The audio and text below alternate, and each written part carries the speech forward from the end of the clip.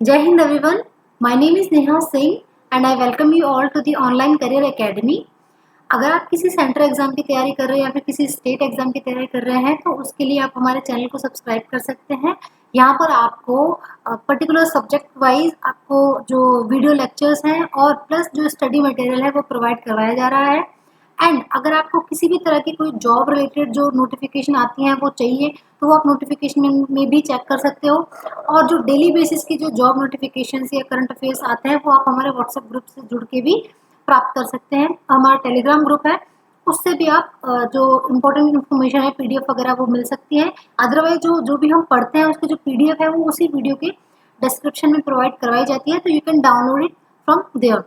And अगर आप हमारा जो ऐप है वो डाउनलोड करना चाहते हैं तो वो आप प्ले स्टोर से ऑनलाइन करियर एकेडमी बीकानेर के नाम से हमारा जो ऐप है उसको आप डाउनलोड कर सकते हैं और उस पर भी आप फ्री लाइव क्लासेस ज्वाइन कर सकते हैं। वहाँ पर हमसे बहुत सारे बच्चे जुड़े हुए हैं, तो आप ज़्यादा से ज़्यादा इसका फ़ायदा उठाइए।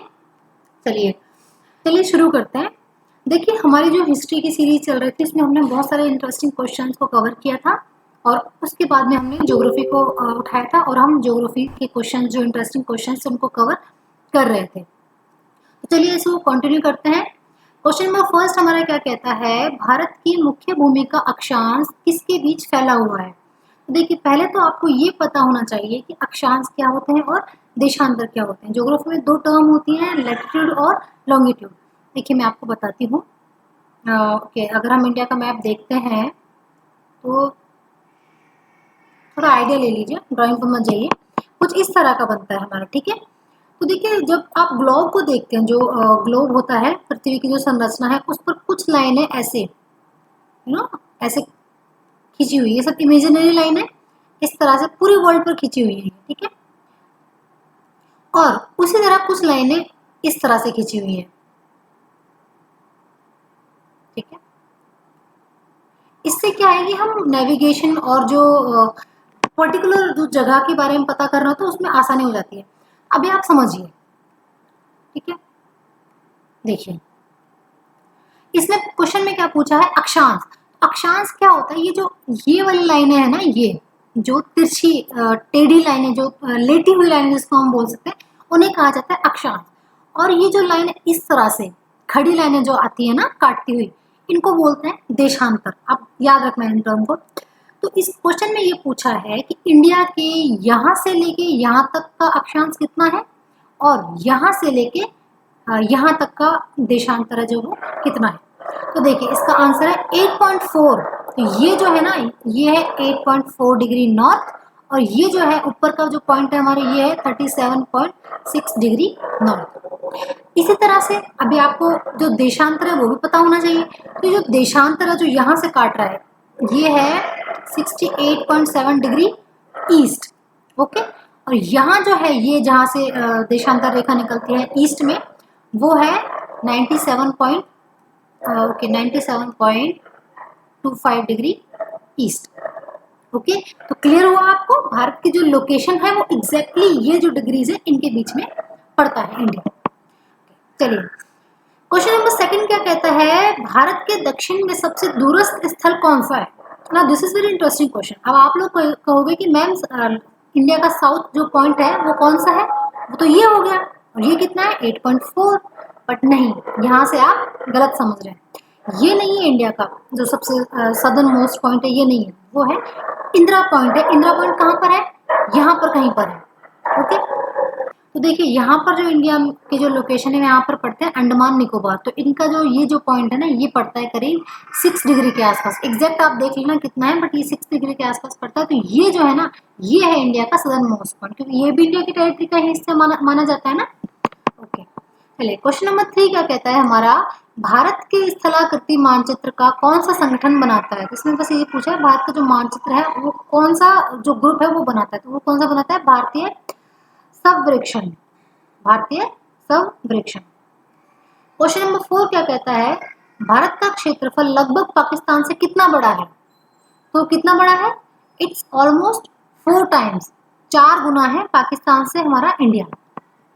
क्वेश्चन नंबर 5 क्या कहता है, भारत का मानक समय ग्रीनविच माध्यम समय से कितना आगे है। अभी आपको ये पता होना चाहिए कि व्हाट इज ग्रीनविच। ओके, देखिए ये हम बात करते हैं, दिस इज ग्लोब।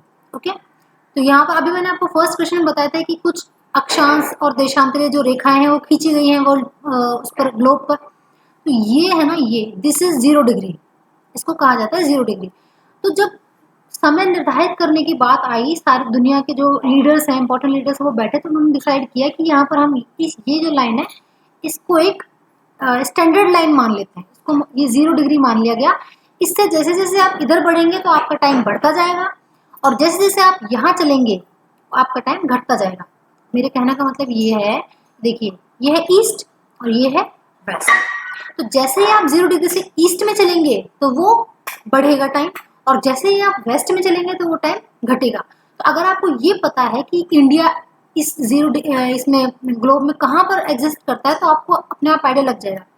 इंडिया जो पड़ता है ना वो कहीं यहाँ पड़ता है, तो इंडिया ईस्ट में, ये तो आपको पता चल गया। इंडिया का टाइम भी बढ़ेगा, ये भी पता चल गया। तो कितना टाइम बढ़ता है, तो वो बढ़ता है 5.5 घंटे, क्योंकि देखिए 0 डिग्री जो है वो है 0 से, अगर हम इंडिया की लोकेशन देखते हैं, जो इंडिया की जो टाइम लाइन है वो है 82.5 डिग्री। तो 82.5 डिग्री और 0 डिग्री के बीच का जो आप डिफरेंस निकालेंगे, उसको कैलकुलेट करेंगे तो 5.5 घंटे ही आएगा। क्वेश्चन नंबर 6 क्या कहता है, किस देश के साथ भारत की अंतर्राष्ट्रीय सीमा नहीं लगती है? अंतर्राष्ट्रीय सीमा नहीं लगती, इसमें नहीं पूछा है। ओके, तो वो है श्रीलंका के साथ। श्रीलंका हमारा पड़ोसी देश जरूर है, लेकिन उसके साथ जो हमारी लैंड बाउंड्री है ना वो नहीं है। ठीक है, हमारी बाउंड्री टच नहीं होती, तो इसलिए हम इसको अंतर्राष्ट्रीय सीमा नहीं मान सकते। ओके, क्वेश्चन नंबर 7 क्या कहता है, पाक जल संधि किन दो देशों के बीच में है? पाक स्ट्रेट जो है वो किन दो देशों के बीच में है? वो है भारत और श्रीलंका। भारत और श्रीलंका को जोड़ने का काम जो करता है वो है ये पाक स्ट्रेट। क्वेश्चन नंबर 8 क्या कहता है, किसको सूर्य की उद्यादर किरणें कभी नहीं मिलेंगी? तो किसको नहीं मिलेंगी इंडिया में? वो है श्रीनगर। क्यों? क्योंकि श्रीनगर है अपनी इंडिया की लोकेशन में बहुत ऊपर, और सूर्य की जो किरणें है वो ज्यादा से ज्यादा यहाँ तक पहुंच पाती है। तो श्रीनगर तक इंडिया की सूर्य की जो सीधी किरणें हैं, जो सीधी ऐसे आनी चाहिए ना, वो नहीं मिल पाती है। चलिए नेक्स्ट क्वेश्चन क्या कहता है, हिमाचल प्रदेश के किस जिले की सीमा किन के साथ सीमा बनाती है? तो ये है किन्नौर जिले की सीमा जो है वो किन के साथ सीमा बनाती है? राज्यों के किस समूह के साथ नागालैंड की सीमाएं साझी सीमाएं, मतलब इसमें ये पूछा नागालैंड के साथ कौन कौन से स्टेट्स की जो बाउंड्री है वो टच करती है? तो वो है अरुणाचल प्रदेश, असम और मणिपुर। फिर आप लोग मुझे बताइए कि नागालैंड की कैपिटल क्या है, अरुणाचल प्रदेश की कैपिटल क्या है, असम की और मणिपुर की। इन चारों में से अगर आपको एक की भी कैपिटल पता है तो कमेंट सेक्शन में मेंशन कीजिए, जिससे और लोगों को भी पता चले। ओके, इंडिया की जितने भी स्टेट्स हैं सबकी एटलीस्ट कैपिटल्स हमें पता होनी चाहिए। क्वेश्चन नंबर 11 क्या कहता है, भारत के किस देश के साथ अपनी सीमा मानचित्रों की अदला बदली की थी? तो देखिए बांग्लादेश, इसका आंसर है बांग्लादेश। लेकिन आपको ये पता होना चाहिए कि ये कब हुआ था। देखिए 1971 का जो वॉर हुआ था, देखिए अगर आप हिस्ट्री में जाते हैं, हम बहुत बहुत पीछे नहीं जाएंगे, बहुत ही शॉर्ट में बताती हूँ आपको। जो बांग्लादेश है वो पहले इंडिया का पार्ट था, राइट। जब 1947 में जब हम आजाद हुए थे तो 2 पाकिस्तान बने थे। ओके, एक बना था ईस्ट पाकिस्तान और एक बना था वेस्ट पाकिस्तान। वेस्ट पाकिस्तान जो अभी करंट में है, जो ईस्ट पाकिस्तान है वो इंडिपेंडेंट रहना चाहता था, लेकिन जो ये वेस्ट पाकिस्तान है इसने इसके ऊपर अटैक कर दिया था। तो भारत ने इसको सेव किया था, बचाया था, और फिर कुछ बाउंड्रीज की अदला बदली करी थी। तो वो हुआ था 1971 में जो वॉर हुआ था। ठीक है, क्वेश्चन नंबर 12 क्या कहता है, भारत में 9 तटीय राज्य हैं, परंतु आधे से अधिक समुद्री नमक गुजरात के तट पर बनाया जाता है। क्योंकि भारत में जो समुद्र के साथ जो सीमाएं जोड़ते हैं वो 9 राज्य हैं, लेकिन फिर भी नमक जो है वो सिर्फ आधे से ज्यादा नमक जो गुजरात में क्यों बनाया जाता है? क्योंकि वहाँ के क्लाइमेटिक कंडीशन अलग है, इसलिए बनाया जाता है। तो वहाँ की देखिए कम तो वर्षा होती है जिससे नमक बहता नहीं है। दूसरा, अपेक्षित आर्द्रता, वहाँ पर मॉइस्चर अच्छा मिल जाता है। समुद्री जल के वाष्पन द्वारा नमक के उत्पादन के लिए आदर्श है। जो इवेपोरेशन होता है और जो मॉइस्चर बनता है, जो नमक बनाने के लिए परफेक्ट जो चाहिए ना, वो हमको गुजरात में ही मिल पाता है। क्वेश्चन नंबर 13 क्या कहता है, किस राज्य के भूमि भारत के पूर्वी और पश्चिम तटों पर है? तो वो किसकी है? पौंडीचेरी। पौंडीचेरी हमारे इंडिया में 2 जगहों पर है, एक केरला में पड़ता है और एक तमिलनाडु में पड़ता है। ओके, क्वेश्चन नंबर 14 क्या कहता है, भारत के किस राज्य का क्षेत्रफल सबसे अधिक है? तो वो है राजस्थान का। राजस्थान का जो है वो सबसे अधिक है क्षेत्रफल इंडिया में। और ये कब हुआ था राजस्थान का क्षेत्रफल सबसे अधिक? वो हुआ था 2000 में। उससे पहले किसका था अधिक? उससे पहले था एमपी का।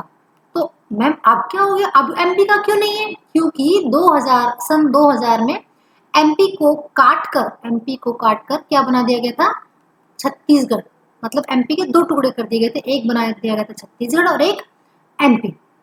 तो अब इसका एरिया कम हो गया, और जैसे ही इसका एरिया कम हुआ तो किसका किसका दाव लग गया? तो वो दाव लग गया राजस्थान का। राजस्थान का टोटल एरिया कितना है? आपको पता हो तो बहुत अच्छी बात है, दैट्स रियली वेरी गुड। अगर नहीं पता हो तो मैं बता देती हूँ, इट्स 3,42,239 स्क्वायर किलोमीटर। ओके, याद रखना चाहिए आपको भी। क्वेश्चन नंबर 15 क्या कहता है? भारत की तट रेखा है, भारत की जो लैंड बाउंड्री है उसकी वो है किलोमीटर में, उसकी लंबाई कितनी है? तो वो है 7516.6 किलोमीटर, 7516.6 किलोमीटर। ओके, और जो अगर टोटल की बात करें, मतलब लैंड बाउंड्री की भी और पूरी जो समुद्र के साथ बाउंड्री सबकी बात करें तो करीब 15,000 के अराउंड बैठता है। ओके, क्वेश्चन नंबर 16 क्या कहता है? लक्षद्वीप में कितने द्वीप समूह हैं? लक्षद्वीप जो है हमारा इंडिया के जो वेस्ट में पड़ता है, उसमें कितने द्वीप समूह हैं? तो वहां पर है 36 छोटे छोटे छोटे छोटे बहुत सारे द्वीप समूह हैं। क्वेश्चन नंबर 17 क्या कहता है? अंडमान निकोबार द्वीप में गद्दीदार चोटी सैडल पीक कहाँ स्थित है? तो सैडल पीक जो है वो है उत्तरी अंडमान, जो कि नॉर्थ अंडमान में। देखिए इंडिया के यहाँ पर ईस्ट में मैंने बताया था ना आपको, साउथ ईस्ट में अंडमान निकोबार है, तो ये अंडमान ये बीच में जगह है और ये आ जाता है निकोबार। तो ये जो नॉर्थ अंडमान है यहाँ पर सैडल पीक स्थित है। क्वेश्चन नंबर 18 क्या कहता है? आंध्र प्रदेश और तमिलनाडु के तटीय भूभाग को क्या कहते हैं? तो उनके तटीय भूभाग को कहते हैं, ये देखिए, ये मान लीजिए आंध्र प्रदेश आ गया, ये आ गया तमिलनाडु, तो ये जो एरिया है ना, ये इनको क्या बोला जाता है? इनको बोला जाता है पैरोमंडल तट। क्वेश्चन नंबर 19 क्या कहता है? कोंकण तट कहां से कहां तक विस्तृत है? तो कोंकण तट, जैसे ये तो तमिलनाडु और आंध्र प्रदेश आ गया था, इसी तरह से यहाँ से जो भारत की सीमा आती है, तो इसको बहुत सारे छोटे छोटे हिस्सों में बांटा हुआ है। तो ये है कोंकण तट की जो हम बात करते हैं, ये ऊपर यहाँ से लेके और यहाँ ये है Goa. Okay, this is Goa. यहाँ तक कच्छ से लेके गोवा तक का जो है उसको बोला जाता है कोंकण तट। क्वेश्चन नंबर 20 क्या कहता है? भारत का कौन सा संघ शासित प्रदेश ऐसा है जिसमें 4 जिले हैं किंतु किसी भी जिले की सीमा उसके किसी अन्य जिले की सीमा से नहीं लगती है? तो वो कौन सा है? पौंडीचेरी। अभी आपको पता है पौंडीचेरी 2 जगह पर एग्जिस्ट करता है इंडिया में। क्वेश्चन नंबर 21 क्या कहता है? झीलों के अध्ययन को क्या कहते हैं? तो झीलों के अध्ययन को क्या कहते हैं? लिम्नोलॉजी। क्या कहते हैं? लिम्नोलॉजी। ओके, क्वेश्चन नंबर 22 क्या कहता है? कुल्लू घाटी किसके बीच स्थित है? कुल्लू मनाली सुना होगा ना, ये सब हिल स्टेशन है, किसके बीच स्थित है? धौलाधर और पीर पंजाल के बीच में। देखिए इंडिया में बहुत सारे हिमालय में रेंजेस हैं, ठीक है, जैसे जास्कर हो गया, पीर पंजाल हो गया, और इसी तरह से जो रेंजेस हैं, धौलाधर रेंज होगी, तो उनके बीच में छोटी छोटी जगहें स्थित है जो हिल स्टेशन है। ठीक है, तो क्वेश्चन पूछा जा सकता है, तो कुल्लू घाटी जो है वो किस किस के बीच में है? वो धौलाधर और पीर पंजाल के बीच में है। क्वेश्चन नंबर 23 क्या कहता है? पिपली घाट दर्रा किस पर्वतीय भाग में स्थित है? पिपली घाट दर्रा जो है वो है अरावली में स्थित। अरावली के विस्तार की जो हम बात करते हैं, अरावली, सबसे पहले तो आप ये जानिए कि जो अरावली पर्वतमाला है वो सबसे ओल्डेस्ट माउंटेन है हमारा। ओके, सब बहुत पुराना है।